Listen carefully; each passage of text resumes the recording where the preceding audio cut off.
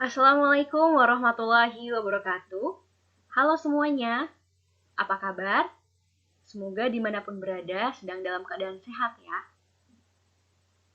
Pada kesempatan kali ini, di mata kuliah pembelajaran mikro yang diampu oleh Bunda Jojo Renta Maranatha MPD, saya mendapatkan tugas untuk mengupas suatu materi. Sebelum menjelaskan materi, perkenalkan, nama saya Nida Nur Fadilah, NIM 1706202. Saya dari kelas 7B, Pendidikan Guru Pendidikan Anak Usia Dini di Universitas Pendidikan Indonesia Kampus Purwakarta.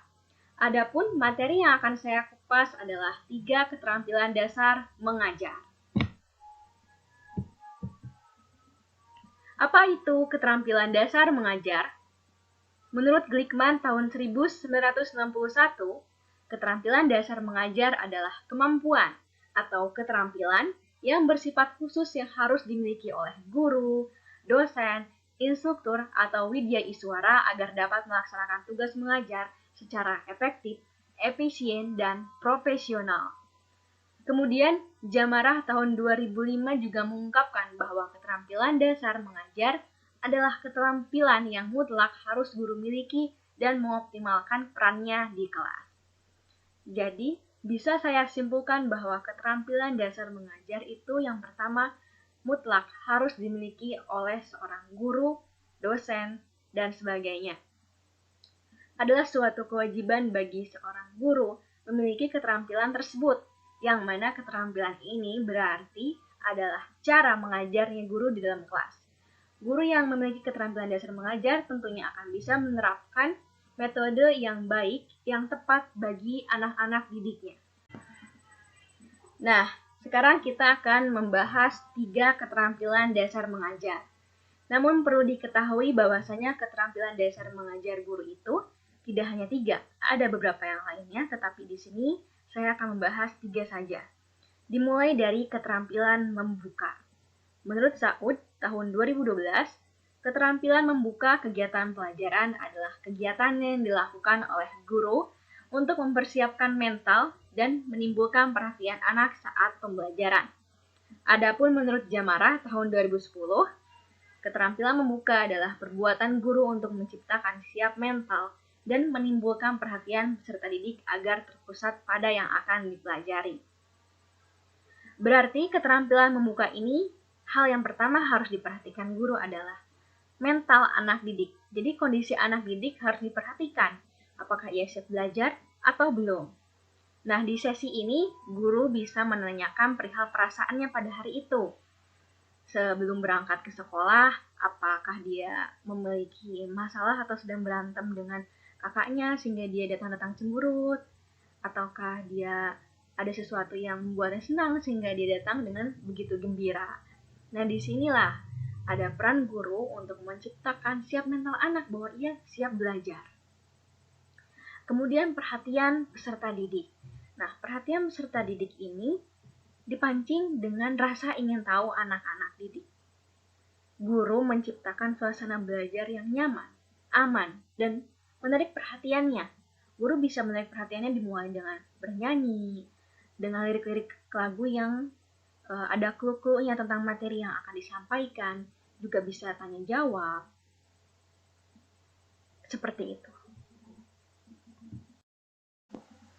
Selanjutnya yaitu komponen-komponen membuka pembelajaran. Komponen-komponen membuka pembelajaran terdiri dari 4 bagian menurut Umar Sambasril tahun 2014. Apa saja itu? Yang pertama, menarik perhatian anak. Kedua, menimbulkan motivasi. Ketiga, memberikan acuan. Keempat, membuat kaitan. Untuk yang pertama, menarik perhatian anak, sudah saya jelaskan di slide sebelumnya, bahwasanya ini bisa dengan bernyanyi, yang mana isi lirik lagunya itu merupakan petunjuk-petunjuk tentang materi ajar yang akan dipelajari hari ini. Contohnya, akan mempelajari tentang binatang yang bisa merayap di dinding. Dinyanyikanlah lagu Cicak-cicak di dinding. Cicak-cicak di dinding, diam-diam merayap. Nah, ini adalah salah satu cara untuk menarik perhatian anak dengan bernyanyi. Anak jadi penasaran. Anak rasa ingin tahunya tergali. Apa ya? Hewan yang merayap di dinding? Apakah itu cicak? Nah, jadi di sini terstimulasi rasa ingin tahu anaknya sehingga menimbulkan perhatian kepada anak. Lalu yang kedua, menimbulkan motivasi. Menimbulkan motivasi ini bisa dengan tanya jawab. Contohnya, apakah ada yang tahu hewan yang telinganya panjang, yang bisa loncat-loncat? Ada yang tahu? Apa ya? Nah, ketika anak ada yang berhasil menjawab, berikanlah pujian. Seperti, wah hebat, kamu bagus. Ya, bagus, betul, baik. Berikanlah kalimat-kalimat positif, kata-kata positif yang akan memicu anak yang lainnya juga bahwa, wah aku juga tahu nih, aku mau jawab. Gitu. Jadi tertimbullah motivasi yang terstimulasi dari teman yang lainnya juga. Kemudian yang ketiga, memberikan acuan. Acuan di sini merupakan batasan-batasan apa saja yang akan dipelajari pada hari ini. Misalkan untuk kelinci hanya mempelajari bagian anggota tubuh, jadi jangan keluar dari konteks itu. Kemudian yang keempat, membuat kaitan. Nah, membuat kaitan ini adalah menggabungkan pengetahuan sebelumnya dengan pengetahuan yang hari ini yang akan diberikan oleh guru. Misalnya, adik-adik, siapa yang pernah melihat harimau? Saya Bu pernah. Di mana? Di kebun binatang. Di sini anak akan menceritakan harimau versinya itu seperti apa yang ia lihat di kebun binatang. Bagaimana gitu. Nah, guru akan mempersamakan persepsi. Seperti apa sebenarnya harimau itu? Yang dimaksud membuat kaitan di sini, jadi menggabungkan pengetahuan sebelumnya dengan pengetahuan yang baru. Selanjutnya, mengapa kegiatan pembelajaran ini menjadi penting? Di sini akan dijelaskan ya, menurut Saud tahun 2012. Yang pertama, membantu anak mempersiapkan diri agar sejak semula sudah dapat membayangkan kegiatan pembelajaran yang akan dilakukan. Nah, dengan hal yang tadi komponen yang sudah saya jelaskan, yang pertama dari pentingnya membuka kegiatan pelajaran ini, jadi anak bisa terbayang apa sih yang akan kita pelajari. Oh, iya tentang kelinci. Oh iya, tentang bagian-bagian kelinci. Kemudian yang kedua, menimbulkan minat dan perhatian anak pada apa yang akan dipelajari dalam kegiatan pembelajaran. Perhatian anaknya, minat anaknya gitu, digali dari tadi yang hasil yang tadi sebelumnya, salah satunya dengan cara bernyanyi. Anak jadi dari perhatian ini berarti anak rasa ingin tahunya tinggi. Dia ingin tahu bagian-bagian apa dari kelinci. Apakah sama dengan kita? Apakah beda? Gitu. Apakah kelinci memiliki 4 kaki atau 4 tangan? Nah, kemudian yang ketiga adalah membuat anak agar mengetahui batas-batas kegiatan yang akan dipelajari. Ya, acuannya apa aja yang dipelajari? Bagian apa tubuh? Ya, cukup di anggota tubuh. Konteksnya jangan melebar kemana-mana. Kemudian yang keempat, membantu anak agar mengetahui hubungan antara pengalaman-pengalaman yang telah dikuasai dengan hal baru yang akan dipelajari atau yang belum dikenalnya. Selanjutnya, keterampilan menjelaskan. Ini keterampilan dasar mengajar yang kedua yang akan saya jelaskan. Apakah itu? Yang pertama, menurut Ujer tahun 2008, keterampilan menjelaskan merupakan keterampilan guru dalam memberikan informasi secara lisan yang berupa fakta, ide, ataupun pendapat kepada anak didiknya. Kemudian lebih lanjut, dijelaskan bahwa keterampilan ini adalah penyajian informasi secara lisan yang diorganisasi secara sistematik untuk menunjukkan adanya hubungan yang satu dengan yang lainnya, misalnya antar sebab dan akibat, definisi dengan contoh atau dengan sesuatu yang belum diketahuinya. Seperti halnya saat ini saya sedang melakukan keterampilan menjelaskan melalui lisan. Bisa juga dibantu dengan alat peraga yang lain untuk mempertegas ini tuh lagi membahas apa gitu. Komponen-komponen keterampilan menjelaskan menurut Mulyasa tahun 2007 ada 2 bagian, yaitu perencanaan dan penyajian. Nah, yang pertama perencanaan ini berhubungan dengan materi standar. 1. Tentukan garis besar materi yang akan dijelaskan. Bahwa garis besarnya itu apa, konteksnya apa. Misalkan tentang kelinci tadi, garis besarnya adalah tentang bagian tubuh kelinci. Lalu yang kedua, susunlah garis besar materi tersebut secara sistematis dengan bahasa yang mudah dipahami peserta didik. Jadi, gunakanlah bahasa yang dimengerti oleh anak-anak usia dini, bahasa-bahasa yang sederhana, bukan bahasa yang baku. Kemudian yang ketiga, siapkan alat peraga untuk memberikan contoh atau ilustrasi yang sesuai dengan garis besar materi yang akan dijelaskan. Bisa diberikan sebuah tayangan video mengenai kelinci. Contohnya seperti itu. Selanjutnya, penyajian. Dalam penyajian yang harus diperhatikan oleh guru yang pertama yaitu bahasa yang diucapkan harus jelas dan enak didengar.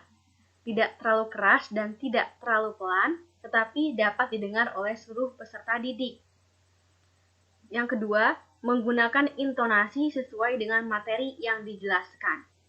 Jika materinya tentang kelinci, tentunya itu adalah kelinci adalah yang dikenal sebagai sesuatu yang lucu. Jadi intonasinya juga harus lucu. Lalu yang ketiga, menggunakan bahasa Indonesia yang baik dan benar, dan hindari kata-kata yang tidak perlu seperti ya, toh. Kemudian yang keempat, bila ada istilah-istilah khusus atau baru, maka berilah definisi yang tepat. Sesuai dengan pemahaman yang bisa anak serap.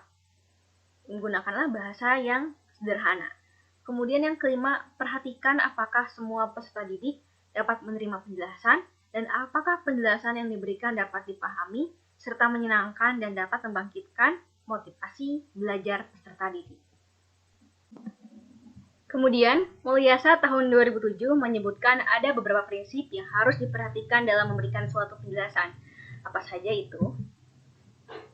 Yang pertama, penjelasan dapat diberikan selama pembelajaran, baik di awal, di tengah, maupun di akhir pembelajaran.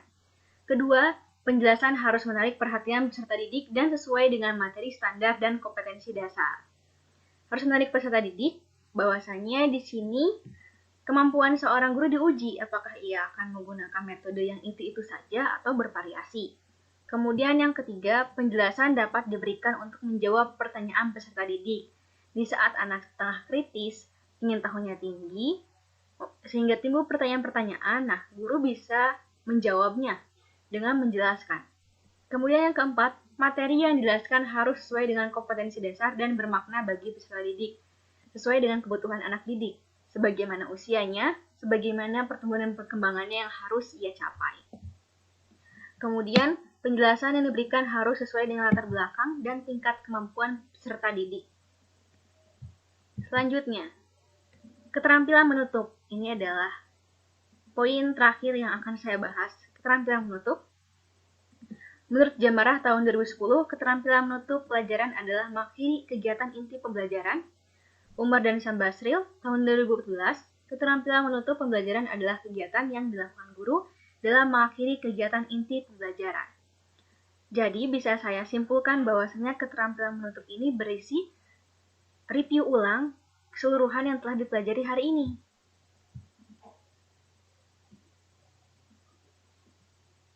Apa saja komponen-komponen keterampilan menutup? Terdiri dari dua, meninjau kembali atau review. Kedua, mengevaluasi. Ini menurut Umar Sam Basril tahun 2014. Nah, meninjau kembali, mereview ulang. Sejauh mana sih anak-anak ini pencapaian pembelajarannya? Dia tahu apa saja setelah pembelajaran ini dilakukan. Kedua, mengevaluasi. Entah itu dari anaknya, apakah itu dari gurunya. Misalkan, jika mengevaluasi cara ajar, apakah dengan metode ini efektif bagi anak atau tidak. Kemudian, mengapa kegiatan penutup ini menjadi penting? Menurut Saud tahun 2012, yang pertama, untuk mengetahui tingkat keberhasilan anak dalam mengikuti kegiatan pembelajaran. Yang kedua, mengetahui tingkat keberhasilan guru dalam memberikan kegiatan pembelajaran pada anak. Dan yang ketiga, membantu anak agar mengetahui hubungan antara pengalaman-pengalaman yang telah dikuasai dengan hal-hal yang baru saja dipelajari. Sehingga sudah sangat jelas ya bahwa keterampilan penutup ini memang sangat diperlukan. Tidak hanya sebatas anak itu saat menutup kegiatan pembelajarannya hanya baca doa, tetapi sebelum baca doa itu ada review ulang. Hari ini mempelajari apa saja, tanya jawab, bagaimana perasaan anak di hari tersebut. Kemudian sejauh mana anak bisa mencapai pelajarannya. Lalu apakah dengan cara metode ajar seperti ini efektif dengan keberhasilan anaknya bisa tercapai atau tidak. Jadi di sini juga guru bisa mengevaluasi sejauh mana kinerjanya sebagai guru mengajarnya. Dan terima kasih atas perhatiannya. Maafkan saya bila mana ada salah-salah kata. Sampai jumpa di video-video selanjutnya.